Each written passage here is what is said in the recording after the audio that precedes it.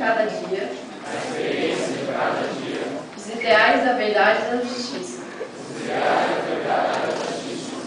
Prometo manter, acima das aspirações pessoais,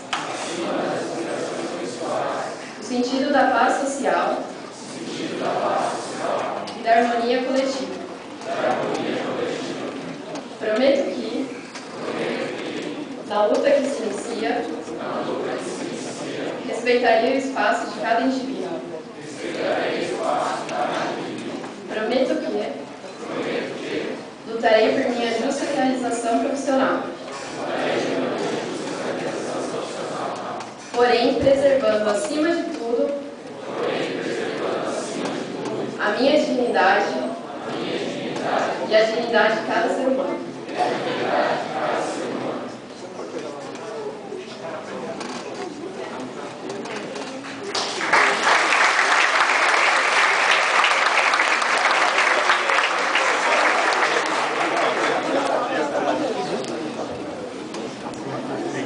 Eu, Renato Lima Pedrosa, representando o magnífico reitor, professor Dr. Fernando Ferreira Costa, presidente desta sessão solene, no uso das atribuições legais que me foram conferidas, condicionadas aos resultados obtidos durante o curso e ao juramento solene, ora prestado, os declaro bacharéis em matemática, estatística, matemática aplicada e computacional, e licenciados em matemática, de acordo com o que constará nos diplomas, para que possam usufruir de todos os direitos e prerrogativas que as leis do país concedem.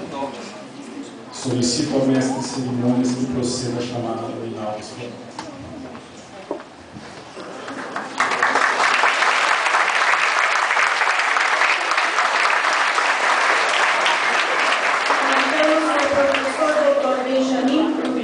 Paraninfo da turma de bacharéis e licenciados em matemática para proceder à entrega do diploma aos colonos.